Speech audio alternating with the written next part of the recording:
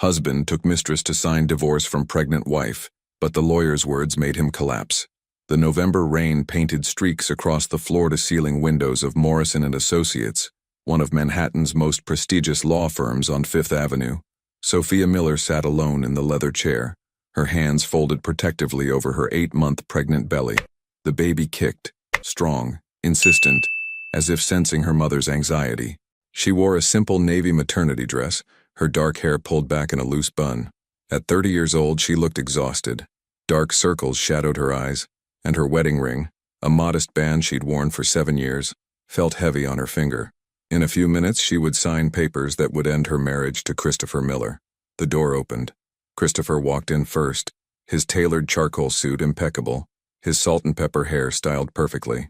At 36, he carried himself with the confidence of a man who'd built a successful tech consulting firm from the ground up, or so he told everyone. But it wasn't Christopher who made Sophia's breath catch in her throat. It was the woman beside him. Lydia Barnes entered the office as if she owned it, her hand intertwined with Christopher's. 25 years old, blonde, wearing a crimson dress that hugged her figure. She smiled with the kind of triumph that made Sophia's stomach turn. Lydia's eyes swept the room before landing on Sophia's pregnant form, and her smile widened. "Oh," Lydia said, her voice dripping with false sympathy. "You're still here." Sophia said nothing. She focused on breathing. Slow, steady breaths the way her obstetrician had taught her. The baby kicked again, harder this time. Christopher barely glanced at her. "Let's get this over with. I have a meeting at 3. Richard Evans, Sophia's attorney, sat across from her. At 62, with silver hair and wire-rimmed glasses, he radiated a calm authority that had earned him respect in New York's legal circles for over 3 decades. He observed the scene in silence, his expression unreadable. Christopher's lawyer, a younger man named Todd Brennan, shuffled papers nervously. "Right, well, we're here to finalize the divorce proceedings between Christopher and Sophia Miller. All terms have been agreed upon, and we just need signatures on—" "Can we speed this up?" Lydia interrupted, examining her manicured nails. "We have dinner reservations at Per Se tonight." Sophia's fingers tightened around the armrest. 7 years. 7 years of marriage reduced to an inconvenience before a dinner reservation. She remembered their wedding day in the small chapel in Brooklyn, how Christopher had promised to love her through everything. She remembered working double shifts as a nurse while he built his company, Miller Tech Solutions, from their cramped apartment in Queens. She remembered signing loans as a co-guarantor when banks wouldn't trust him alone. She remembered the late nights, the sacrifices, the dreams they'd shared. And she remembered the day, 3 months ago, when she'd come home early from a prenatal appointment and found Christopher and Lydia in their bed. "Sophia?" Richard's gentle voice pulled her back to the present. "Are you ready to proceed?" She nodded slowly. Christopher reached for the pen, eager to sign. Lydia leaned against his shoulder, whispering something that made him chuckle. The sound was like glass breaking, sharp and painful. "Actually," Richard said, his voice cutting through the room like a blade, "before we proceed, there's something that needs clarification." Christopher looked up, annoyed. "What now?" "The terms were already agreed upon." Richard removed his glasses, cleaning them with deliberate slowness. "Yes, the terms were agreed upon.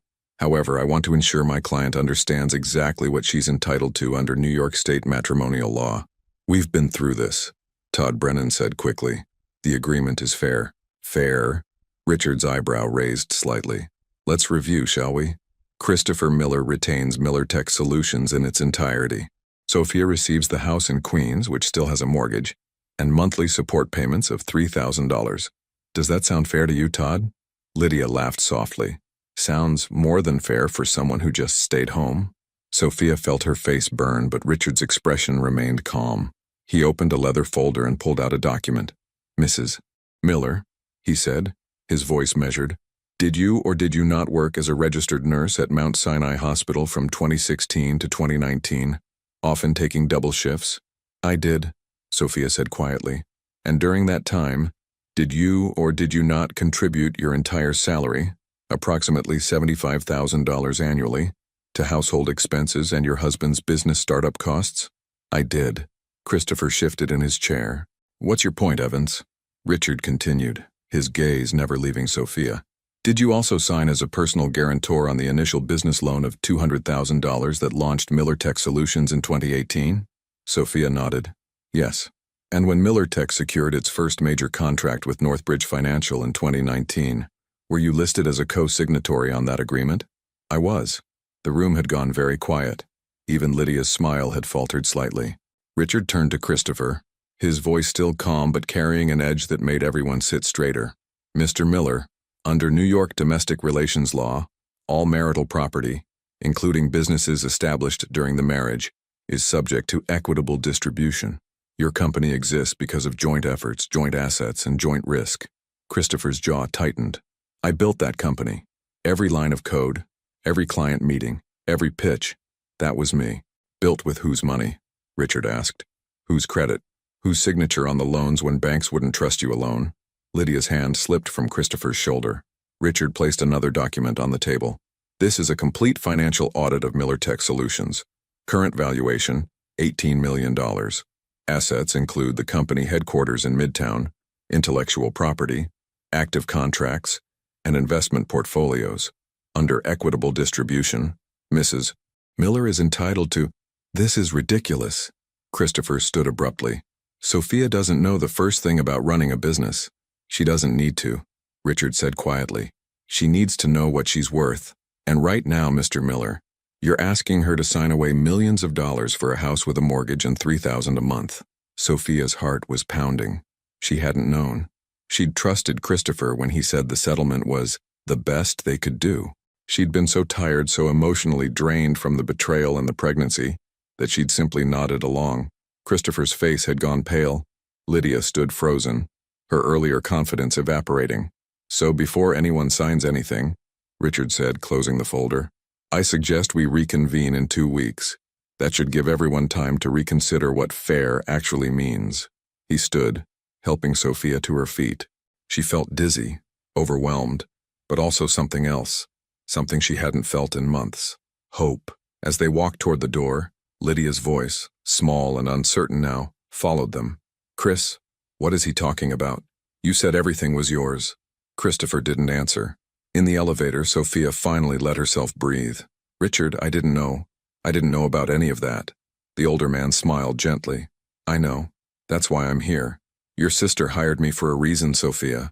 She knew you needed someone who would fight for you when you were too tired to fight for yourself. The elevator doors opened to the lobby. Through the glass front, Sophia could see the rain had stopped. Weak afternoon sunlight broke through the clouds. What happens now? She asked. Now? Richard adjusted his briefcase. Now we go back to my office and discuss what you're actually entitled to. And then we make sure Christopher Miller understands that betraying you doesn't mean he gets to rob you too. For the first time in months, Sophia Miller smiled. Richard Evans's office was nothing like the cold, corporate space where Sophia had just endured her humiliation. Located in a brownstone in the Upper West Side, it felt warm, lived in. Bookshelves lined the walls, filled with legal volumes and framed photographs of Richard with various clients over the decades. A small electric kettle sat on a side table, and he poured Sophia a cup of chamomile tea without asking. Drink, he said gently, setting the cup before her. It's good for the nerves. Sophia wrapped her hands around the warm ceramic, letting the heat ground her. Through the window, she could see parents picking up their children from a nearby elementary school. Normal life, continuing as if hers hadn't just been turned upside down. I don't understand, she said finally. Christopher's lawyer said the settlement was standard, that $3,000 a month was generous. Richard settled into his chair with a sigh that spoke of too many similar cases. Todd Brennan is a decent enough lawyer, but he works for Christopher, not for truth. And your husband, he paused, correcting himself. Your soon-to-be ex-husband has been very strategic about how he's presented things. He opened a thick file folder, spreading documents across the desk. Your sister Elena came to me 3 weeks ago. She was worried about you. Said you weren't eating, weren't sleeping, just signing whatever Christopher put in front of you. Sophia felt a pang of guilt. Elena had been calling constantly, but Sophia had been too ashamed to answer, too exhausted to explain how completely she'd been betrayed. Elena gave me access to your old emails, bank statements, anything she could find, Richard continued. What I discovered was a pattern of financial manipulation that began long before Christopher brought his mistress to a divorce proceeding. He slid a document toward her. In 2018, you were making $75,000 annually as a registered nurse. Christopher's startup had no revenue. You paid rent, Groceries, utilities, everything. You also deposited $50,000 of your savings into the business account. Sophia remembered. Christopher had been so excited about MillerTech, so convinced it would change their lives. She'd believed in him. Then in 2019, Richard continued, pulling out another document. When Christopher needed a loan to hire his first employees, the bank required a co-signer. You signed $200,000. Your credit, your liability. He paid it back, Sophia said weakly. He did, with profits from contracts you helped secure. Richard showed her an email chain from 2019. Here, you introduced Christopher to Dr. Marcus Brennan at Mount Sinai. No relation to Todd, who then connected him with Northbridge Financial. That contract was worth $3 million over 2 years. Sophia had forgotten about that. It had seemed like such a small thing at the time, just mentioning Christopher's services to a colleague whose brother worked in finance. In 2020, you reduced your nursing hours to part-time because Christopher said he needed help with administrative work. You weren't paid a salary, but you managed client communications, handled scheduling, and even helped with proposals. Richard's voice softened. Sophia, you built that company as much as he did. The law recognizes that. She felt tears burning behind her eyes, but she blinked them back. So what does that mean? What am I actually entitled to? Richard leaned forward. In New York, we have equitable distribution laws. That doesn't always mean 50-50, but it means fair. Given your contributions, financial, professional, and otherwise, I believe you're entitled to at least 40% of MillerTech's current value. Sophia's breath caught. 40% of $18 million? $7.2 million, Richard said, plus child support, which will be substantially more than $3,000 a month given Christopher's income, plus the house, which you should own outright, not with a mortgage, plus your legal fees covered by him. The numbers were staggering. Sophia had gone to that office prepared to walk away with almost nothing, believing that's all she deserved after being discarded. But there's something else you need to know, Richard said, his expression growing serious. Christopher has been hiding assets. He pulled out a bank statement. 3 weeks ago, he transferred $500,000 to an offshore account in the Cayman Islands. 2 days after that, he put a down payment on a penthouse in Tribeca, under an LLC that's registered to Lydia Barnes. Sophia felt sick. While she'd been crying herself to sleep in their Queens home, 8 months pregnant with his child, Christopher had been planning his new life with Lydia, using money that was partly hers. Can he do that? She asked. No. It's illegal to hide or transfer marital assets during divorce proceedings. When we go back to mediation, I'm going to make sure the judge knows about every dollar he's tried to hide. Richard's eyes held a steel she hadn't seen before. Sophia, your husband didn't just betray you emotionally. He tried to rob you financially. That changes everything. Sophia stood, walking to the window. Outside, the November sun was setting, casting long shadows across the street. A young couple walked by, the woman visibly pregnant, her partner's hand on her back. Sophia wondered if they were happy, if their love was real, or if it would shatter like hers had. What do I do now? She asked quietly. Now, you rest, Richard said. You're about to have a baby. That's your priority. Let me handle Christopher. We'll file an emergency motion to freeze all accounts so he can't move any more money. We'll demand a full forensic accounting of MillerTech, and we'll make it very clear that if he wants this divorce to go quietly, he needs to negotiate in good faith. And if he doesn't? Richard's smile was thin. Then we go to court and a judge will decide. But I don't think Christopher wants that. Men like him depend on their reputations.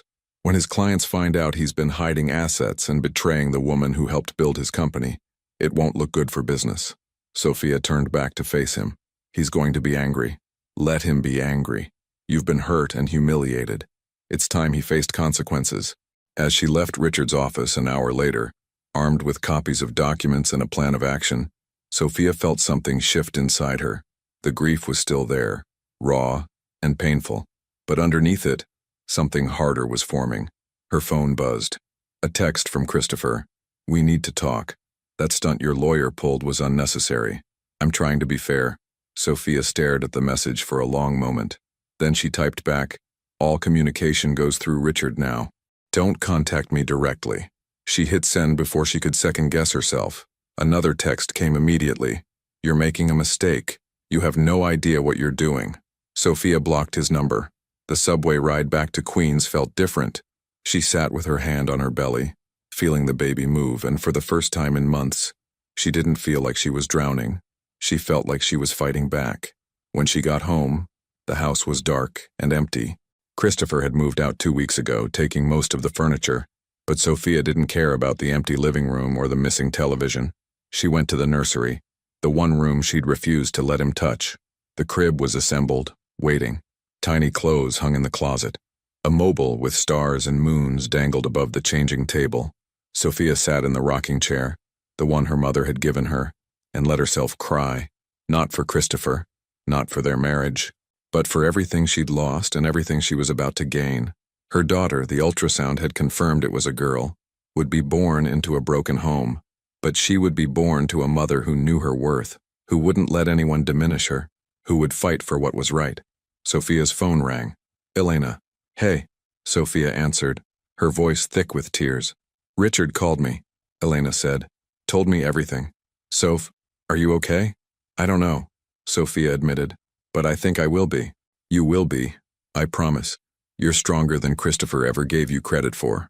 After they hung up, Sophia sat in the darkening nursery, rocking slowly. Outside, the city hummed with life. Somewhere, Christopher was probably with Lydia, angry about the day's revelations, scrambling to protect what he thought was his. But here, in this quiet room, Sophia Miller made herself a promise.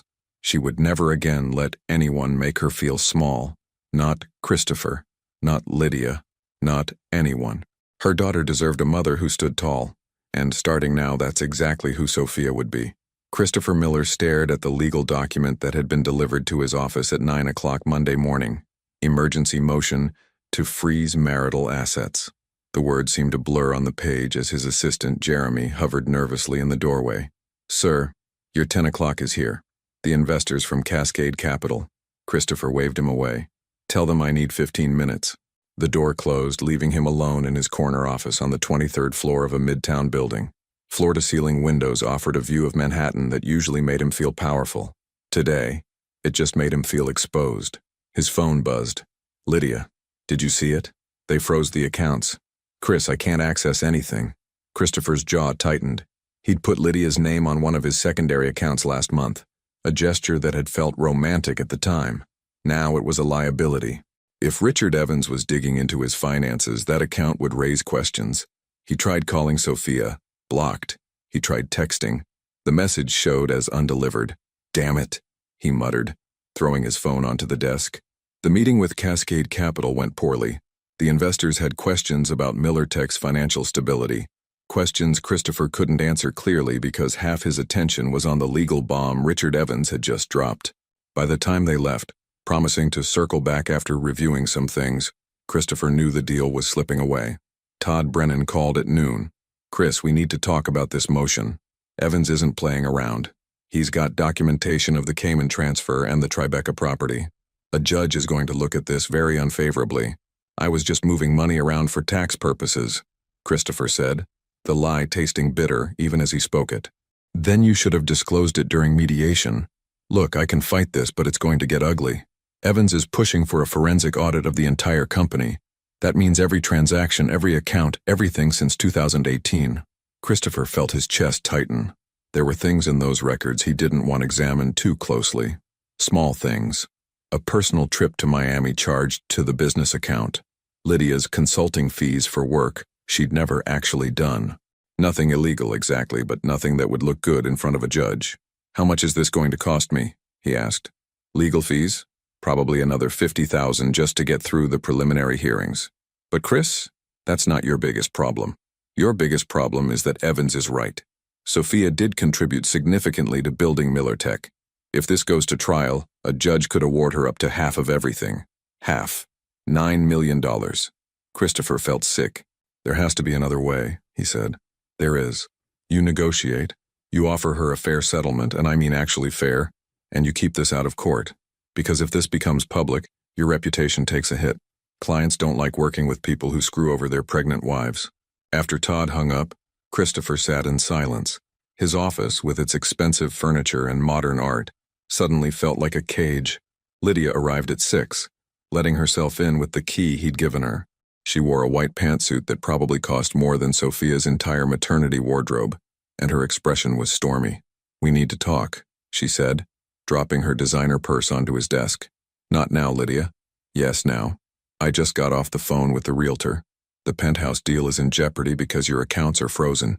Do you know how embarrassing that is? They think we don't have the money. Christopher looked at her, really looked at her, and felt something crack inside him. 3 months ago, Lydia had seemed like an escape. Young, exciting, uncomplicated. Now she just seemed expensive. The accounts will be unfrozen once the legal situation is sorted, he said tiredly. When will that be? Because I already picked out furniture. I already told my friends we're moving to Tribeca. Your friends, Christopher repeated. Is that all you care about? Impressing your friends? Lydia's eyes narrowed. Don't put this on me. You're the one who said you were leaving her. You said the divorce would be quick and clean. You said we'd start our life together without complications. She's 8 months pregnant with my child. How is that ever going to be uncomplicated? That's not my problem. That's yours. You're the one who got her pregnant when you were already unhappy in your marriage. The words hung in the air between them. Ugly and true. Christopher had been unhappy, but he'd also been a coward, starting an affair instead of ending his marriage honestly. And now everyone was paying the price. I need to think, he said. Can you just go home? Lydia grabbed her purse, her face flushed with anger. You know what, Christopher? Maybe Sophia was right to fight back, because you clearly don't value anything unless someone makes you pay for it. She left, her heels clicking sharply against the floor, and Christopher was alone again. He stayed in the office until nearly midnight, going through financial records trying to figure out how to protect himself. But the numbers didn't lie. Sophia had contributed more than he'd wanted to admit. Her salary had kept them afloat during the lean years. Her credit had secured the loans. Her connections had brought in clients, and he'd repaid her by bringing his mistress to their divorce proceedings. His phone rang, an unknown number. He answered. Mr. Miller, this is Janet Reeves from Northbridge Financial. I'm calling because we've received some concerning information about Miller Tech's ownership structure and wanted to discuss the status of our contracts. Christopher's stomach dropped. What kind of information? Information suggesting that your company's ownership may be in dispute. We need clear assurance that the person we're contracting with has the authority to sign agreements. I'm sure you understand our position. He understood perfectly. Richard Evans was making noise and Christopher's clients were getting nervous. Mrs. Reeves, I assure you there's no issue. This is just a private legal matter related to my divorce. It won't affect our business relationship. Nevertheless, our legal team would like documentation confirming your sole ownership of Miller Tech before we proceed with the contract renewal next month. Can you provide that? Christopher couldn't. Not with a freeze on his assets and a pending motion for equitable distribution. I'll have my attorney send over the relevant documents, he said, trying to sound confident. We'll need them by the end of the week. Otherwise, we may need to pause our relationship until this is resolved. After she hung up, Christopher put his head in his hands. Northbridge Financial represented 20% of Miller Tech's annual revenue. Losing them would be catastrophic. He tried calling Sophia again. Still blocked. He called Elena instead, Sophia's sister. She answered on the third ring, her voice cold. What do you want, Christopher? I need to talk to Sophia, please. You had plenty of time to talk to her before you humiliated her in front of your mistress. Now she's done talking. Elena, this is getting out of hand. I'm trying to do the right thing, but her lawyer is making it impossible. The right thing? Elena's laugh was bitter. The right thing would have been not cheating on your pregnant wife. The right thing would have been not trying to steal money that she helped earn. You made your choices, Christopher. Now you get to live with them. She hung up. Christopher left the office at 1 in the morning, taking an Uber back to the temporary apartment he was renting in Hell's Kitchen. It was a far cry from the Tribeca penthouse he'd imagined, but it was all he could afford with his accounts frozen. Lydia had texted him 4 times, each message more irritated than the last. He ignored them all. Instead, he found himself looking at old photos on his phone. Sophia on their wedding day, laughing at something his best man had said. Sophia at Christmas 2 years ago, wearing the ridiculous reindeer sweater his mother had given her. Sophia just last summer, her hand on her barely showing belly, smiling with a joy he hadn't seen in her face for months. When had he stopped seeing her? When had she become invisible to him? He didn't have an answer. He only knew that somewhere along the way, he'd convinced himself he deserved more, deserved better, deserved someone like Lydia who didn't ask difficult questions or remind him of his responsibilities. But looking at those photos now, alone in this sterile apartment, Christopher realized what he'd actually done. He hadn't traded up. He'd thrown away the only person who'd ever truly believed in him, and now that person was fighting back, with a lawyer who knew exactly how to hit where it hurt most. Christopher's phone buzzed one more time. An email from Todd Brennan with the subject line, "Settlement Options."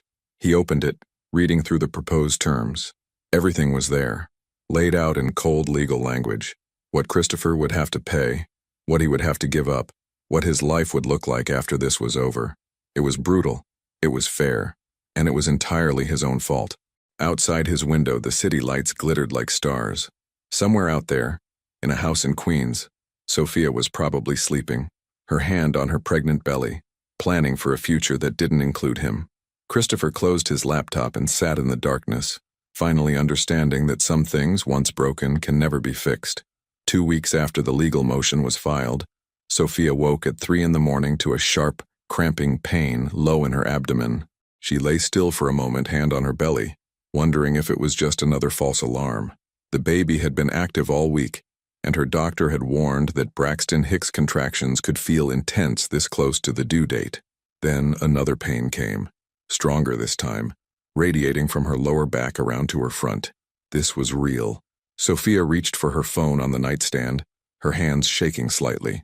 She pulled up Elena's contact and pressed call. Her sister answered on the second ring, voice thick with sleep. "Soph, what's wrong?" "I think it's time," Sophia said, breathing through another contraction. "Can you come get me? I'm on my way. Don't move. I'll be there in 20 minutes. Sophia hung up and slowly got out of bed. Her hospital bag had been packed for 2 weeks, sitting by the bedroom door like a patient sentry. She'd triple-checked its contents. Clothes for the baby, clothes for herself, toiletries, chargers, a list of important phone numbers. Christopher's number had been on that list. She'd crossed it out 3 days ago. Another contraction hit, and Sophia gripped the doorframe, counting slowly. The pain peaked and then receded like a wave, 5 minutes apart. Her OB had said to come to the hospital when contractions were 5 minutes apart, and lasting about a minute each. She made her way carefully down the stairs, turning on lights as she went. The house felt too big and too empty. In another version of her life, Christopher would be here, frantic and excited, grabbing the hospital bag, helping her to the car, holding her hand. But this was her life now, and she was doing this alone. Elena arrived in 18 minutes, bursting through the front door with wild hair and mismatched shoes. Okay, I'm here. Are you okay? Should we call an ambulance? Oh God, you're having the baby. Despite the pain, Sophia smiled. I'm okay. It's early labor. We have time. They made it to Mount Sinai Hospital by 4:30. The emergency entrance was quiet at this hour. Just a handful of staff and one other woman being wheeled in with a broken ankle. A nurse Sophia recognized from her years working here, Carmela Rodriguez, came out to meet them with a wheelchair. "Sophia, I heard you were expecting. Come on, let's get you upstairs." The labor and delivery ward was calm, dimly lit for the nighttime hours. They set Sophia up in a private room with a window facing east, where she'd be able to see the sunrise if things progressed slowly enough. Elena sat beside her, holding her hand through each contraction. By 6 o'clock, Sophia was 4 centimeters dilated. The contractions were coming every 3 minutes now, harder, stealing her breath. The anesthesiologist came and went, leaving her with an epidural that took the edge off the pain but left her present enough to feel everything that was happening. Dr. Patricia Okonkwo, Sophia's obstetrician, arrived at 7. She was a tall woman with kind eyes and steady hands, someone Sophia had trusted immediately when they'd first met. "How are we doing, Sophia?" she asked, checking the monitors. "I'm okay," Sophia said, though her voice was tight. "Scared, but okay." Dr. Okonkwo squeezed her shoulder. "You're doing beautifully. Baby looks great. Heart rate is perfect. We're going to meet her very soon." "Her," Sophia repeated softly. Throughout the pregnancy, she'd tried not to get too attached to the idea of a daughter, afraid that somehow it would hurt more if things went wrong. But now, with labor progressing and the baby so close, she let herself feel the joy of it. A daughter. Her daughter. Elena stepped out to make phone calls. Their mother in Florida, a few close friends. When she came back, her expression was careful. "Christopher's been calling my phone," she said quietly. 6 times in the last hour. I think someone told him you're in labor." Sophia's chest tightened. She'd known this moment would come, had thought about it during sleepless nights. Christopher was the father. He had a right to know his daughter was being born. But the thought of seeing him now in this vulnerable moment made her feel sick. "What do you want me to do?" Elena asked. "Nothing," Sophia said. "Not yet. Let me get through this first." Another contraction rolled through her, and she gripped the bed rail, breathing through it. When it passed, she felt tears on her cheeks, though she wasn't sure if they were from pain or emotion or exhaustion. At 9:30, her water broke. Dr. Okonkwo checked her progress and nodded with satisfaction. 8 centimeters, we're getting close, another hour, maybe 2. But it wasn't 2 hours. By 10:15, Sophia was fully dilated, and the urge to push was overwhelming.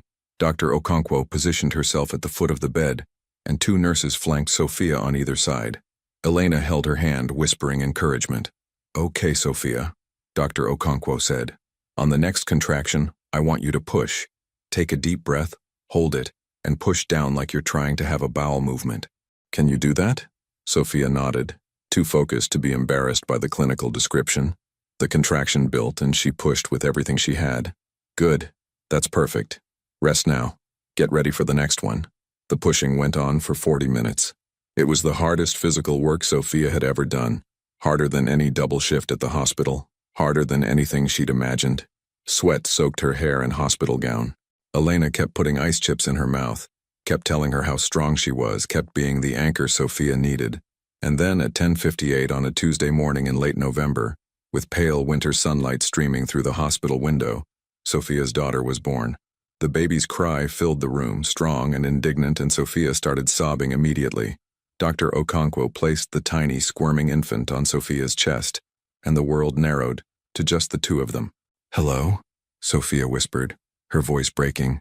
"Hello, sweet girl, I'm your mama." The baby had dark hair, still wet and matted, and her eyes were squeezed shut against the bright lights of the delivery room. Her fingers were impossibly small, curled into tiny fists. She weighed 7 pounds, 3 ounces. She was perfect. "What's her name?" one of the nurses asked gently. Sophia had thought about this for months.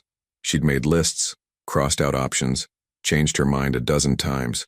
But looking at her daughter now, she knew. "Iris," she said. "Her name is Iris Sophia Miller." Elena was crying too, taking photos on her phone, capturing this moment that would change everything. The nurses took Iris for just a few minutes to clean her up, measure her, do all the necessary checks. Then they brought her back, wrapped in a pink and white striped blanket with a tiny knit hat on her head. Sophia held her daughter and felt something settle deep in her chest, a sense of purpose, a fierce protective love that made everything else seem small by comparison. "She's beautiful, Soph," Elena whispered. "She looks just like you." They moved Sophia to a recovery room an hour later. The adrenaline of labor was wearing off, leaving her exhausted but unable to sleep. Iris lay in the bassinet beside her bed, making small snuffling sounds. Sophia kept reaching out to touch her, to make sure she was real. Elena had gone down to the cafeteria to get food when there was a soft knock on the door. Sophia looked up expecting a nurse. Instead, Christopher stood in the doorway. He looked terrible. His hair was uncombed, his shirt wrinkled, and there were dark circles under his eyes. He held a small bouquet of flowers, gripping them like a lifeline. "Sophia," he said, his voice rough. "Can I come in?" Every instinct told her to say no, to call security, to protect herself and Iris from any more pain. But she was too tired to fight, and some part of her, the part that had loved him once, couldn't deny him this. 5 minutes, she said quietly. Christopher entered slowly, his eyes moving from Sophia to the bassinet. When he saw Iris, his entire face crumbled. "Oh my God," he whispered. "She's here. She's really here." He approached the bassinet like it might disappear if he moved too quickly. Iris was sleeping, her tiny chest rising and falling with each breath. Christopher reached out, then stopped, looking at Sophia for permission. She nodded. He touched Iris's hand with one finger, and the baby's fingers reflexively curled around it. Christopher made a sound between a laugh and a sob. "She's so small," he said. "So perfect." "Her name is Iris," Sophia said. "Iris." Christopher tested the name, still staring at his daughter. "That's beautiful." They stayed like that for a long moment, the 3 of them in the quiet hospital room. Then Christopher turned to Sophia and she saw tears streaming down his face. "I'm so sorry," he said. "For everything. For all of it. You shouldn't have had to do this alone." Sophia felt her throat tighten, but she kept her voice steady. "But I did do it alone, and I survived. We both did. I know I don't deserve to be here, Christopher continued. I know I destroyed everything, but please, Sophia, please let me be a father to her. I'll do whatever you need. I'll sign whatever papers you want. Just don't keep me from her. Sophia looked at Iris, sleeping peacefully, unaware of the complicated world she'd been born into. She thought about all the things she wanted for her daughter. Love, stability, a father who showed up. We'll figure it out, Sophia said finally. Through lawyers, through mediation, whatever it takes. But Christopher, you don't get to just walk back into my life. You broke us. And that doesn't heal because a baby was born. He nodded, wiping his eyes. I understand, thank you for letting me see her. Elena returned then, her expression hardening when she saw Christopher. Time's up, she said flatly. Christopher looked at Iris one more time, then at Sophia. I'll be better, he said. I swear I'll be better for her. After he left, Sophia let herself cry, for the marriage that had died, for the family that would never be whole, for all the dreams that had shattered. But when Iris stirred and began to fuss, Sophia wiped her eyes and picked up her daughter, holding her close. It's just us, she whispered against Iris's soft hair. And that's going to be enough. I promise you, that's going to be more than enough. Outside the window, the city moved on, indifferent to small human dramas. But in that hospital room, something new had begun. Not an ending, but a beginning. And Sophia Miller, holding her daughter for the first time, felt strong enough to face whatever came next. 3 weeks after Iris was born, Sophia learned what exhaustion truly meant. The December cold had settled over New York like a heavy blanket, and the house in Queens felt drafty no matter how high she turned the heat. Iris woke every 2 hours to feed, and Sophia moved through her days in a fog of interrupted sleep and perpetual worry. Was the baby eating enough? Was she sleeping too much? Not enough? Every cry sent Sophia's heart racing.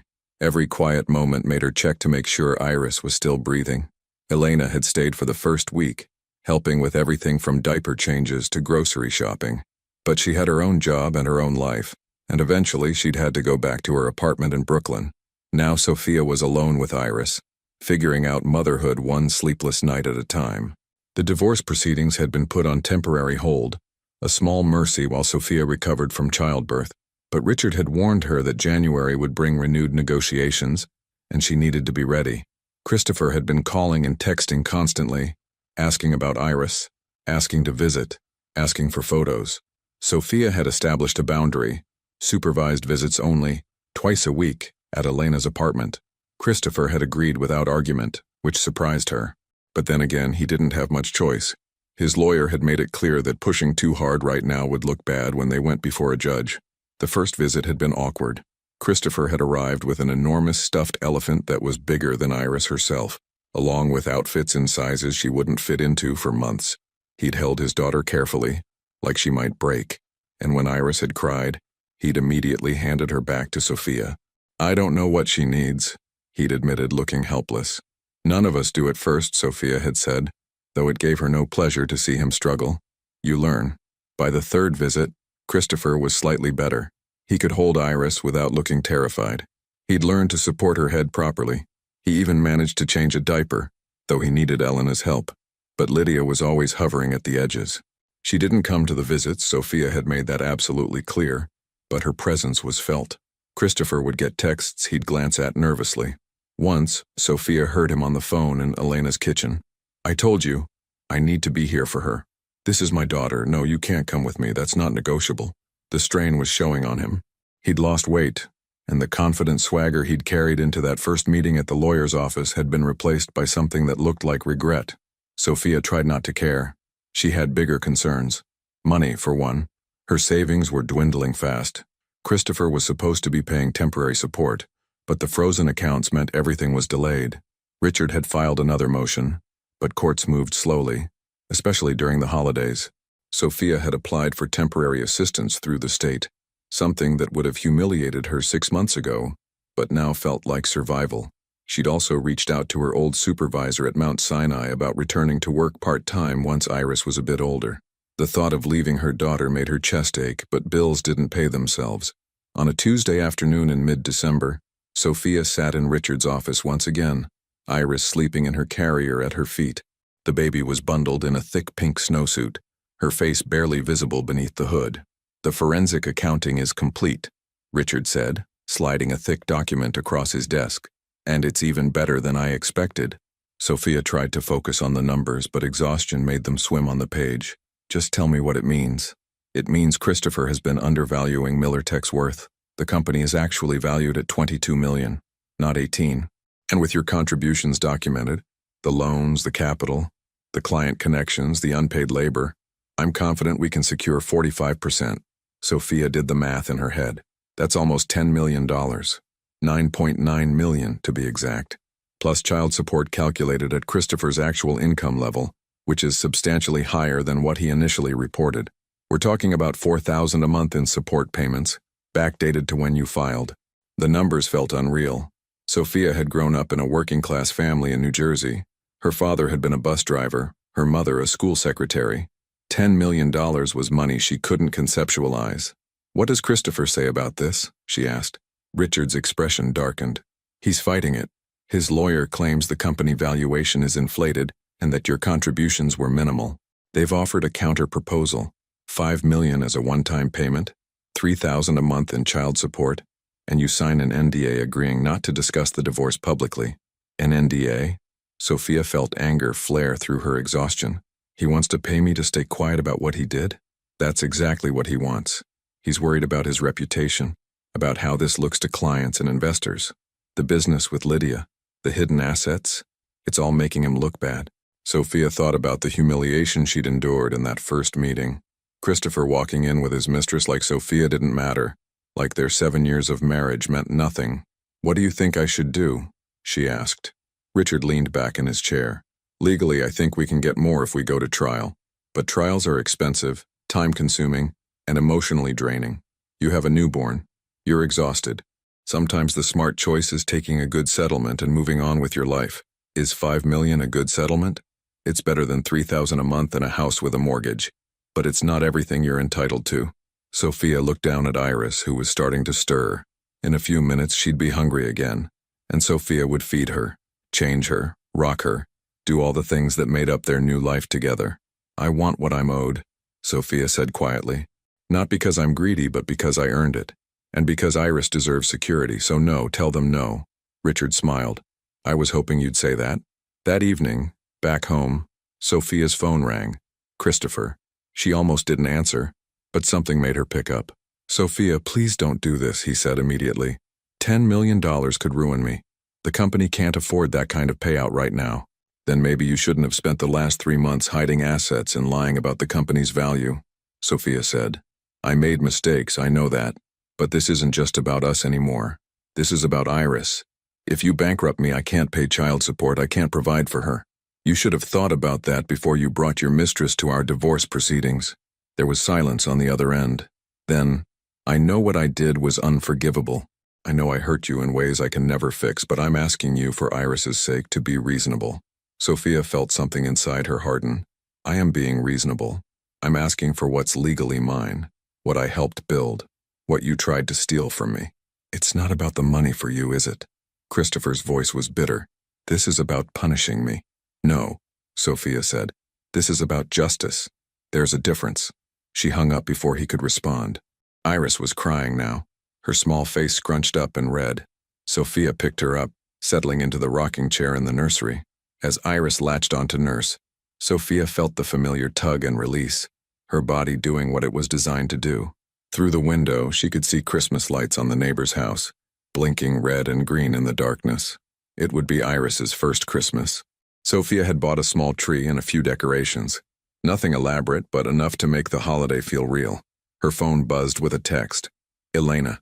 Mom wants to know if you're coming to Florida for Christmas. She can pay for the tickets. Sophia stared at the message. The thought of traveling with a month-old baby was overwhelming, but the thought of spending Christmas alone in this empty house was worse. She typed back, maybe. Let me think about it.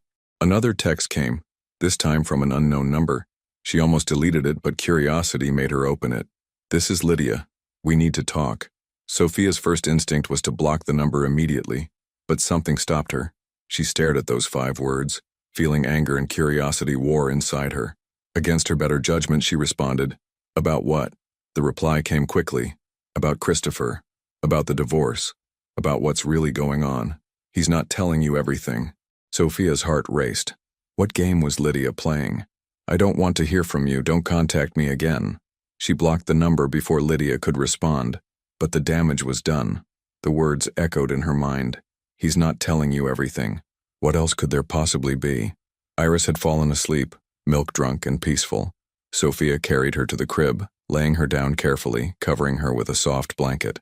Then she stood there in the dim nursery, her hand on her daughter's back, feeling the rise and fall of her breathing. It's going to be okay, Sophia whispered, though she wasn't sure if she was talking to Iris or herself. We're going to be okay. Outside, the December wind rattled the windows. Christmas was coming, and with it, a new year. A year that would bring legal battles and difficult decisions, and the slow, painful process of building a new life from the ruins of her old one. But standing there in the soft glow of the nightlight, watching her daughter sleep, Sophia felt something she hadn't felt in months. Hope. Not the naive hope of her early marriage, when she'd believed love could conquer anything, but a harder, more resilient hope. The hope that comes from surviving the worst and discovering you're stronger than you knew. Christopher had betrayed her. Lydia had helped destroy her marriage. The divorce was going to be brutal and expensive and emotionally devastating. But Sophia had Iris, and she had herself, and somehow that was going to have to be enough. Her phone buzzed again. Another blocked number, another message from Lydia that she'd never see. Sophia turned off her phone and went to bed, leaving the unknown message unread, choosing sleep over drama, choosing peace over whatever poison Lydia was trying to spread. Tomorrow would bring new challenges. But tonight Sophia Miller slept, her daughter safe in the next room, and for this one moment that was all that mattered. Christmas came and went in a blur. Sophia had decided against Florida, choosing instead to spend the holiday quietly with Elena and Iris in the small Queen's house. They'd cooked a modest dinner, exchanged simple gifts, and watched Iris sleep through her first Christmas in a red velvet dress that was 2 sizes too big. Christopher had asked to see Iris on Christmas Day. Sophia had said no. Some boundaries she'd learned were necessary for survival. By early January, winter had settled into New York with a vengeance. Snow piled on the sidewalks, turning gray and slushy. Iris was 6 weeks old now, starting to show hints of a personality. She liked being held facing outward so she could see everything, hated having her diaper changed, and made a specific grunt when she was about to spit up. Sophia had developed a routine. Wake, feed, change, try to nap when Iris napped, repeat. The exhaustion had become a constant companion, but she was adjusting to it. Her body was healing from childbirth. Her mind was still working on healing from everything else. Richard had called a meeting for the second week of January. When Sophia arrived at his office, Iris strapped to her chest in a baby carrier, she found him looking grimmer than usual. "We have a problem," he said without preamble. Sophia's stomach dropped. "What kind of problem?" "Christopher's company is in trouble. Real trouble." Richard pulled out financial statements. Northbridge Financial dropped their contract renewal. That was 20% of MillerTech's revenue. 2 other clients have also pulled out, citing concerns about company stability. Sophia shifted Iris's weight. "What does that mean for the settlement?" "It means the company valuation is dropping. 3 weeks ago we were arguing over $22 million. Now we're looking at maybe $15 million and falling. If this continues, there might not be much to divide." "He's doing this on purpose," Sophia said, anger flaring. "He's tanking his own company so he doesn't have to pay me." Richard shook his head. "I don't think so. I think this is genuine fallout from the divorce becoming public knowledge. When you freeze assets and file forensic audits, people notice. Clients get nervous. And in Christopher's industry, reputation is everything." Sophia felt a complex mixture of emotions, satisfaction that Christopher was facing consequences, but also fear about what this meant for Iris's future. If the company failed completely, there would be no child support, no settlement, nothing. "What do we do?" she asked. "We have 2 options. 1, we push forward with the lawsuit, risk everything, and possibly end up with nothing if the company goes under. 2, we accept a reduced settlement now while there's still something to claim." "How reduced?" Richard's expression was sympathetic. $6 million, $3,000 a month in child support, the house, fully paid off, and his agreement to cover Iris's health insurance and educational expenses through college. $6 million instead of 10. It was still more money than Sophia had ever imagined having, but it felt like losing. "I need to think about it," she said. That afternoon, Sophia sat in her living room, Iris asleep in the bassinet beside her, and tried to make sense of everything. $6 million would give Iris security, would let Sophia breathe, would mean she didn't have to go back to work until she was ready. But it also meant Christopher got away with hiding assets, with bringing Lydia to their divorce proceedings, with all of it. Her phone rang. Unknown number. Normally she wouldn't answer, but something made her pick up. Sophia? The voice was female, sharp with barely contained anger. It's Lydia, don't hang up. Sophia's grip tightened on the phone. I told you not to contact me. Yeah, well, things change. You need to hear what I have to say about your precious Christopher. The venom in Lydia's voice was unmistakable. This wasn't the confident woman from the lawyer's office. This was someone scorned. I'm not interested in your drama, Sophia said. Not even if it puts more money in your pocket? Not even if it proves Christopher's been lying to everyone? Lydia's laugh was bitter. Trust me, you want to hear this. Meet me tomorrow. Coffee shop on Amsterdam Avenue, 2 o'clock. Why would I ever? Because Christopher has been hiding money. A lot of money. And I know exactly where it is. There was a pause. He promised me the world, Sophia. Penthouse in Tribeca. Trips to Europe. A life most people only dream about. And now? Now he's telling me we need to slow down because his finances are complicated. He used me, and now he's throwing me away like trash. Sophia felt a cold satisfaction. So the fairy tale was crumbling. That's your problem, not mine. Wrong. It's both our problems. Because that money he's hiding, it should be yours. And I'm going to make sure you get it. Just to watch him suffer. Lydia's voice hardened. Tomorrow, 2 o'clock. Show up or don't. But you'll regret it if you don't. The line went dead. Sophia sat staring at her phone. This wasn't redemption. This was revenge. Lydia didn't care about making things right. She cared about hurting Christopher the way he'd hurt her. The next day, Sophia bundled Iris against the January cold and took the subway to the Upper West Side. The coffee shop was busy with the lunch crowd clearing out, and she found a table in the back corner where she could see the door. Lydia arrived exactly on time, and the change in her was stark. She wore jeans that looked slept in and a coat that had seen better days. Her hair, once perfectly styled, hung limp around her face. The confidence that had radiated from her in November had been replaced by something raw and angry. She dropped into the seat across from Sophia without greeting. He's been lying to you, Lydia said flatly. About everything. Get to the point, Sophia said. I don't have time for this. Lydia pulled out her phone, scrolling through screenshots. Christopher has an offshore account in the Cayman Islands, opened it 2 years ago. There's $970,000 in it. Money he's been funneling out of the business for years. She turned the phone so Sophia could see the bank statements. Real account numbers, real transactions, real money. How do you have access to this? Sophia asked carefully. Because he's an idiot who uses the same password for everything and doesn't log out of his email on my laptop. Lydia's smile was cold. He thought I was just some pretty distraction who didn't pay attention to details. Turns out I pay very close attention. Why are you showing me this? Because 3 days ago, Christopher told me he thinks we rushed into things, and he needs space to focus on the divorce. Translation, he's done with me. The penthouse? Cancelled. The promises? All lies. He got what he wanted from me. Someone to stroke his ego while he left you, and now he's moving on. Lydia's hands clenched into fists. So yeah, I'm showing you this because I want him to hurt the way I'm hurting. I want him to lose everything. You're not doing this out of guilt, Sophia said. You don't care what you did to me. You're right. I don't. Lydia met her eyes without flinching. I saw what I wanted and I took it. That's how the world works. But Christopher promised me something and he lied. And I don't let people screw me over without consequences. She pulled a USB drive from her pocket and slid it across the table. Everything's on here. Account statements, transaction histories, emails where he talks about moving money offshore. Give it to your lawyer. Take him for everything he's worth. I'll even testify if you need me to. Sophia stared at the USB drive. What do you get out of this? Satisfaction. Lydia stood up, and watching Christopher realize that treating people like they're disposable has consequences. He thought he was so smart playing both of us. Turns out he's just another lying bastard who got caught.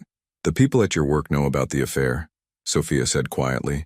I heard some of Christopher's colleagues have been talking. How's that going for you? Lydia's jaw tightened. That's none of your business. You wanted to be part of this mess. Now you get to live in it. Sophia picked up the USB drive. Don't contact me again, ever. I'm taking this information because it helps my daughter's future, not because I have any sympathy for you. Good, because I'm not looking for sympathy. Lydia grabbed her coat. I just want Christopher to get what he deserves. And so do you, whether you admit it or not. After Lydia left, Sophia sat with the USB drive and her sleeping baby. She felt no satisfaction in Lydia's downfall, no pleasure in seeing the affair collapse. She just felt tired, but she also felt strategic. Whatever Lydia's motivations, the information was real, and it was exactly what Sophia needed. That evening, she emailed Richard, I have new information. Can you meet tomorrow? His response came quickly. 10 a.m., my office. What kind of information? The kind that changes everything. Richard examined the documents on his computer screen, his expression growing darker with each page. Sophia sat across from him, Iris asleep in her carrier, waiting. This is substantial, Richard said finally. If these statements are legitimate, and they appear to be, Christopher has been committing fraud. Hiding assets during divorce proceedings is illegal. A judge could impose penalties beyond just the asset division. What does it mean for the settlement? Sophia asked. It means we're back to our original demand, possibly more. Christopher is going to have to explain why he hid nearly $1 million, and that explanation is going to make him look very, very bad. Richard looked at her. Where did you get this? Does it matter? It might. If this came from an illegal source, it came from someone who had legitimate access to the information, someone who's angry enough at Christopher to expose him. Sophia met his gaze. That's all you need to know. Richard studied her for a moment, then nodded. All right, I'll have my team verify these documents. If they check out, and I believe they will, we're filing an emergency motion by the end of the week. When Sophia got home that afternoon, there were 17 missed calls from Christopher. She didn't call back. Instead, she sat in Iris's nursery, rocking her daughter while snow fell outside the window.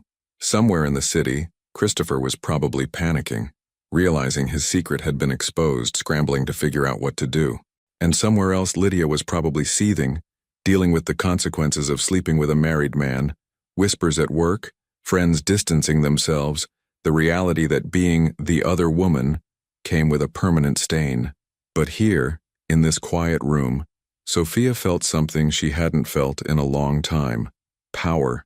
Not the destructive kind that Christopher had wielded, using his success to diminish her, but the kind that came from knowing the truth, from having proof, from refusing to be cheated.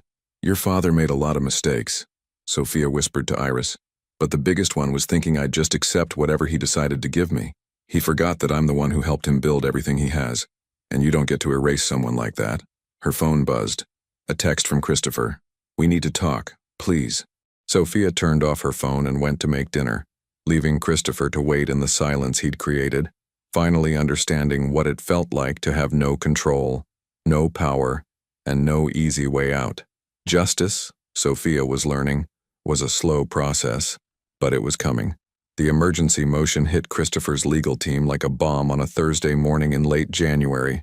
By noon, Todd Brennan was on the phone with Richard, his voice tight with barely controlled panic. Sophia sat in Richard's office, listening to the speakerphone conversation while Iris nursed quietly in her arms. The baby was 7 weeks old now, her dark eyes more alert, tracking movement and light. This is insane, Todd was saying. You can't just produce evidence of an offshore account out of nowhere and expect— I can and I did, Richard interrupted calmly. The account exists.